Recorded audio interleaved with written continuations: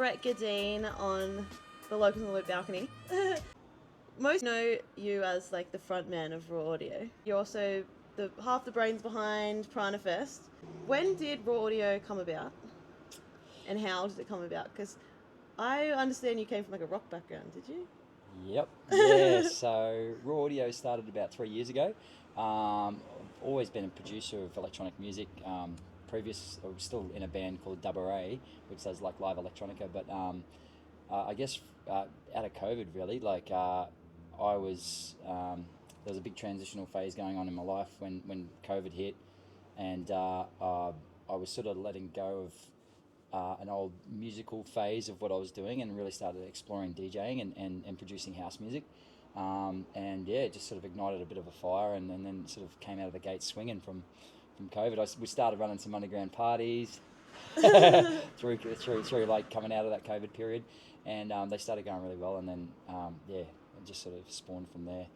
So and then the boys ended up coming into the picture. So Damo was there pretty much from the start, and then I was in conversation with Andy, who was living in the UK at the time, and pursuing his own NDV stuff, and he was pretty miserable over there, and I was like, dude, just come and live on the sunny coast. We've got a maid right here right now. Everything's going pretty well still. So yeah, so he packed up and left and came to the sunny coast, and then we didn't have the intention of him being part of the act. It just sort of navigated to that organically, which is really cool. So yeah, because now you're pretty much taking the sunny coast by storm. It's like a rave every time there's a Raw Audio party. Yeah, it feels like that. So then there's the three of you, Damo on percussion, Andy on keys and sax, and you're mastering everything. Well, I'm the DJ producer, really. Yeah, so I guess like Raw Audio, the roots of Raw Audio is the electronic music, like the house music, and being a DJ behind it. And then I always sort of wanted to bring in live musicianship because I'm a musician myself. Yeah. And always loved having that aspect of a band and just for the visual for the show. So, but it's sort of, it's growing into more of that now, and the boys are a real integral role. I had lots of different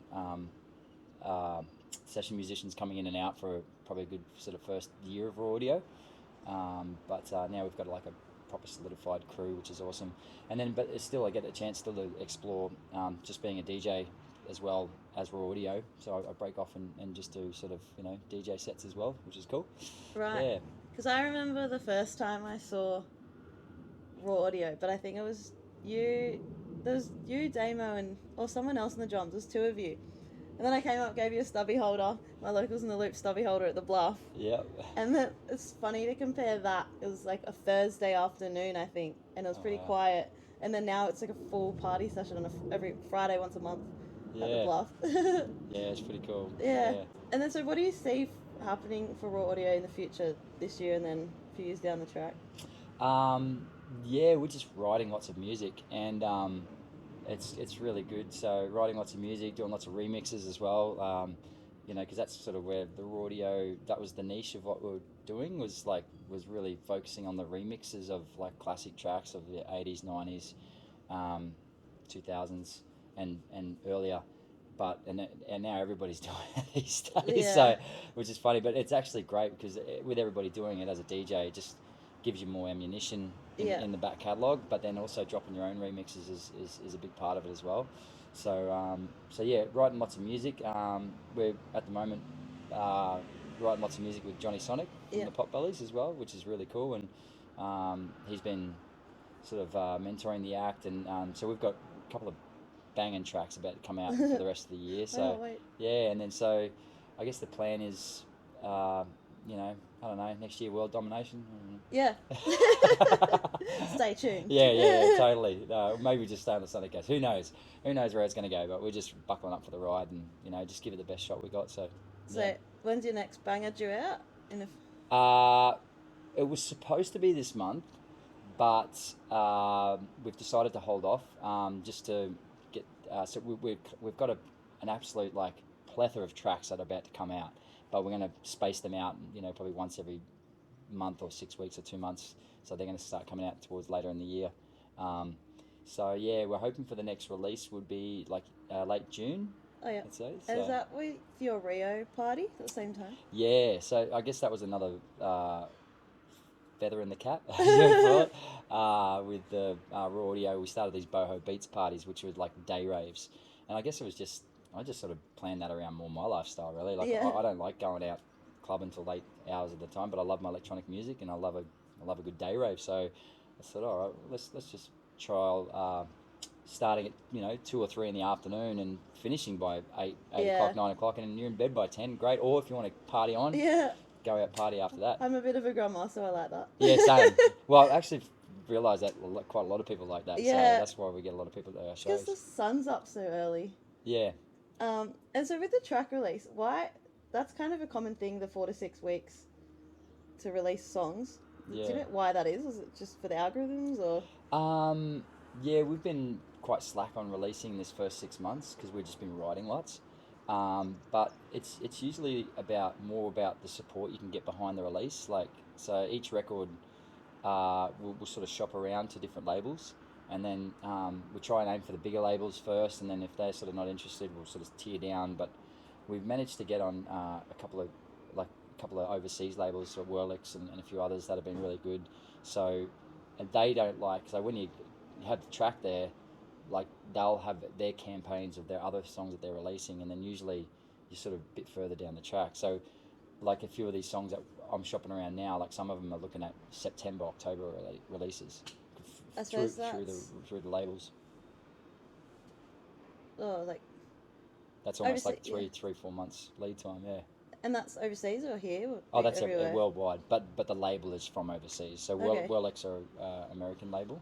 Yeah. And yeah, but Is anything related to seasons with song releases? Do they ever say, "Oh, that's going to be a hit in summer, so we'll hold it off," or is it just not really important anymore?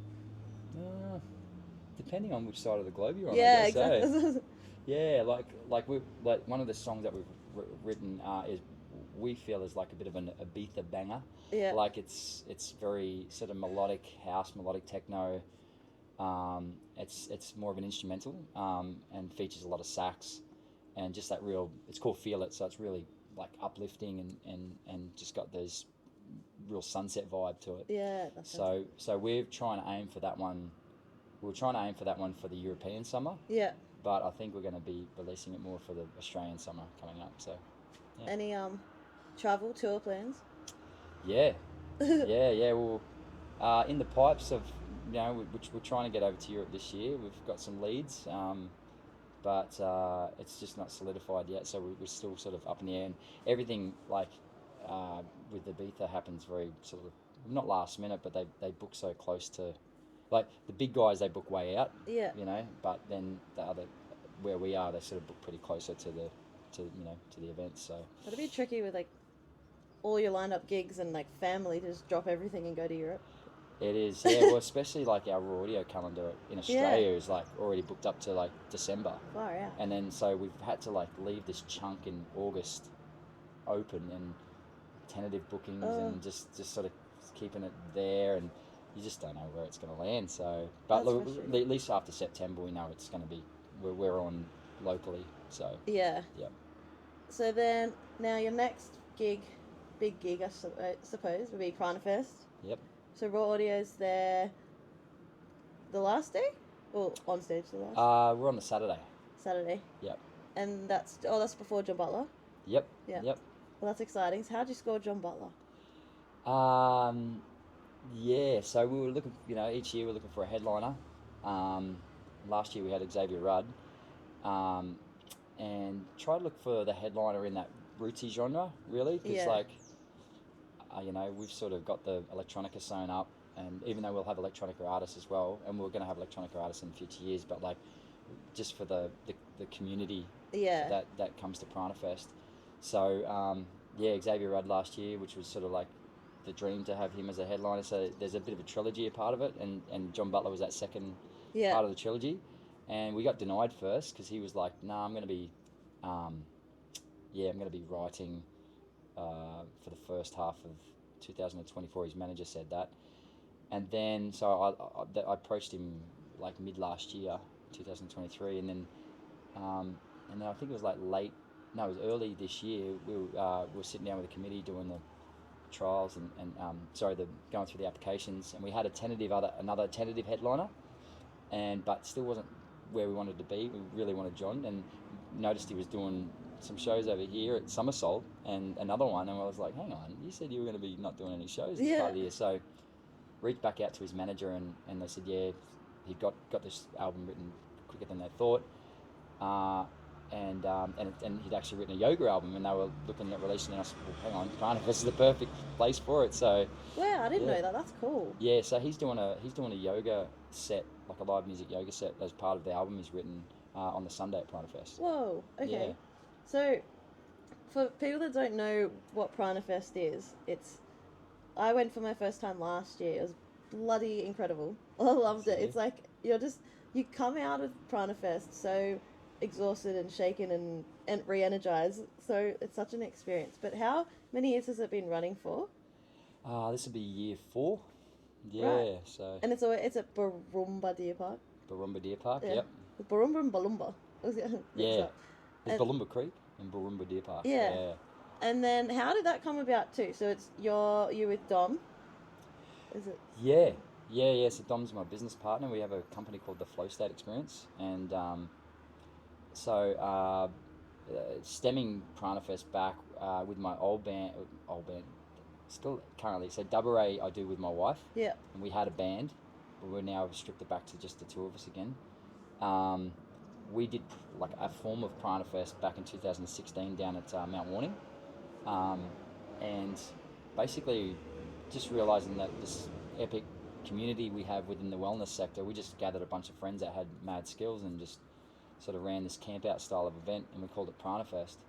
Not thinking of it that there'd be a big festival, but I seen the roots get planted back in 2016 and knew that there was something special there, and just I realised that I needed to meet someone that could meet on that same level of. I needed a business partner, basically. That's right in the creativity yeah. So then I could just deal with like the feel and the look and and all the artist stuff and that and then I met Dom in 2000, and we did our first event called Thrive in 2000. Yeah, was it 2000? No, yeah, 2000. I met him in 2000, then we did our first festival was New Year's 2000 into 2001, right in the middle of COVID. Whoa. So we were like, we seen COVID happening, and we were like, no one's doing a festival on New Year's. Wait, 2020, do you mean? 2020, yeah. Oh, not 2001. No, 2020. Yeah, all right, I was like, wow. No, way back. Yeah, 2020, and then so we sort of like, oh, well, let's give it a crack. Like, no one's doing any festivals in COVID, so we did everything right, and that was our first like attempt at running a festival together, and we pulled it off. But we went through some like proper trials, like getting through it, and then we came out of it the other end, like still going, we still like each other, like maybe we can run festivals properly together. So so then we started planning for Pranafest that first year, which is 2021, and which COVID was still pretty hot topic at that time. We took a bit of a hit on that first year. We didn't quite get the numbers we want, because everyone was like, there's a lot of fear around gatherings and all that sort of stuff. And even though it was a wellness festival, that's where we thought it could thrive, because people were really starting to look inwards with everything that was going on. And then we gave it a crack and realised that it was, it had legs. So we just pursued on and created the Flow State Experience, which is the company behind it now. And so now we're doing the festival, and we're doing other pop-up events, and we launched an online platform called the Flow State Experience, and it's all sort of steam training now. So Pranafest is a festival. It's combination with because I think morning you got ice baths, and then there's breath work, sound healing, yoga. It's cool. It's got a bit of everything, and then you've got the food trucks, and then at night you've got the music starts off mellow, and then you get like the more dance music. It's a full experience, the whole festival over 3 days. Well, that's we sort of like to, anyone can plan their own journey.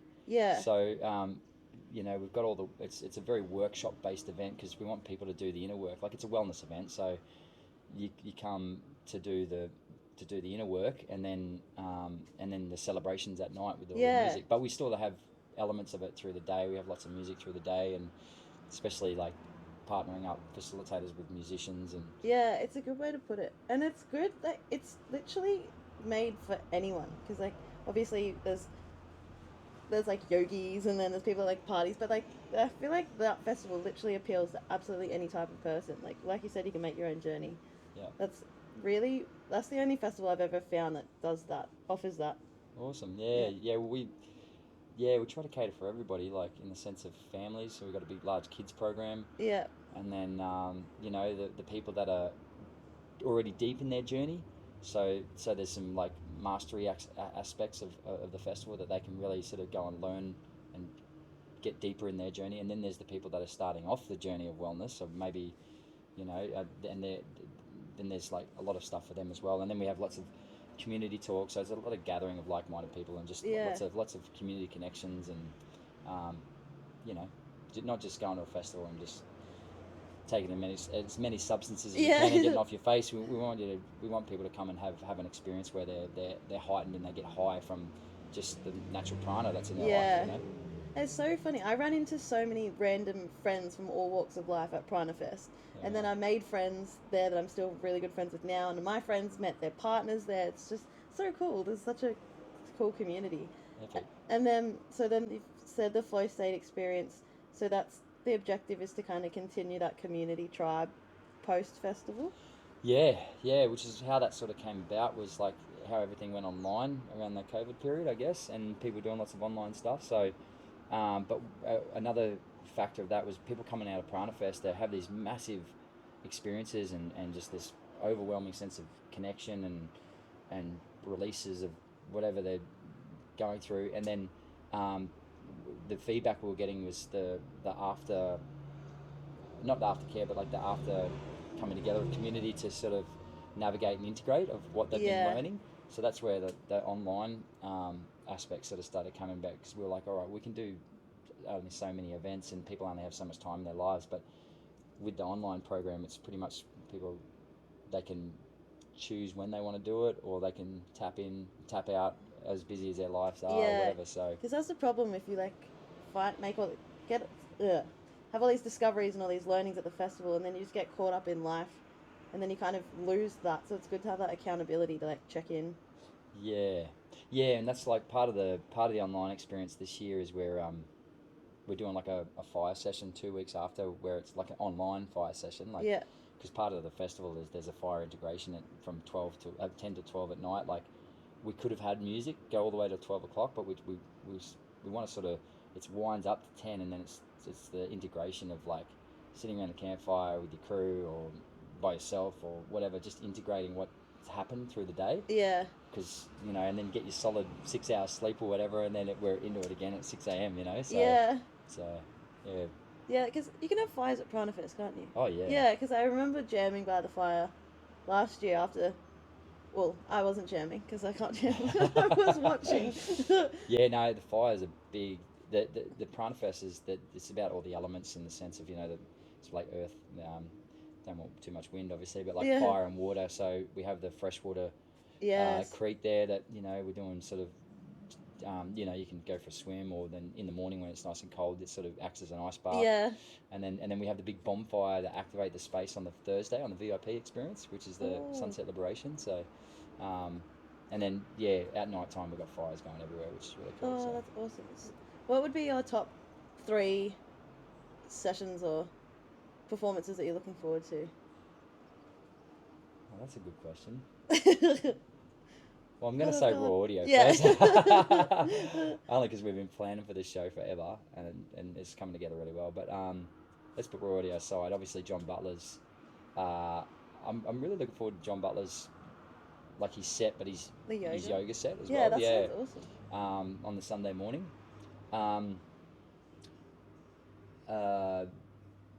There's always Narco's set's going to be really amazing on the Friday night as well. Narco there last year? No, he hasn't been to Pranafest yet. Oh. He's done our 1 day of Prana, like taste of Prana, but yeah. Yes, okay. But yeah, so he's going to be amazing. I mean, all the music's going to be amazing. But I always tell people to try and do like 1 breathwork session at least. Yeah. With either Spirit Breathwork or New Earth Meta, because that just helps really drop you into the festival. Man, there's so much good stuff. Like Yeah. you choose your own journey. Like in the morning activations, you got the Kundalini or you got the ice baths, and it's just goes from, Yeah. from you know. But then you can just chill as well if you don't want to do any of that and you just want to sort of chill and float around the festival. That you can do that as well. Yeah, it's jam packed.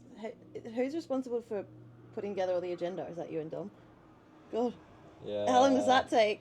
A long time. we have a committee, a team that picks all the artists and facilitators. Like we sit down as a committee. But yeah, then it's my grueling job to put the program together, and usually takes a good 2 months. It's like you got to live and breathe it because you're choosing all the adventures people can go, and you also like there's so many people doing multiple, like musicians and facilitators doing multiple things as well. So you got to make sure they're not on the same time, and then if one thing's like happening that's like really good for the community and it's going to draw everybody in, you want to make sure there's something else that's big to split it up. So then it's like. Not everybody ends up in the one area at the same time, unless it's like a main stage act or whatever. But so it's a grueling process, but I mean it's really rewarding when you get to the end of it. Exactly. So, like when we're always on the day of releasing the program, we're always changing something up to the last minute. Yeah. Like we literally sent it off to get the journals and all the program to get done, and we had to like stop the press. We've done that 2 years in a row now. Oh, actually. So. yeah, because you gotta get it printed. Yeah. Yep. Oh. So, but yeah, it's all part of the fun. Yeah. Yeah. If I guess if you're sort of not just looking to explore what the community's about, then there's always they're just coming out for one day. Yeah. On the Saturday, probably find like a high percentage of people that come just for one day the first year end up coming for the full experience. Yeah. Next year. It's hard to leave. Exactly. Yeah. Once you're there and you're in it and you're feeling the vibe and like it's not just the program and the awesome music and awesome workshops. It's the land and the where we do it. It's there's good facilities. It's like we've picked a place that's really comfortable and the land really speaks to you. Like there's a real beautiful connection to country out there, and we always make sure that we've got.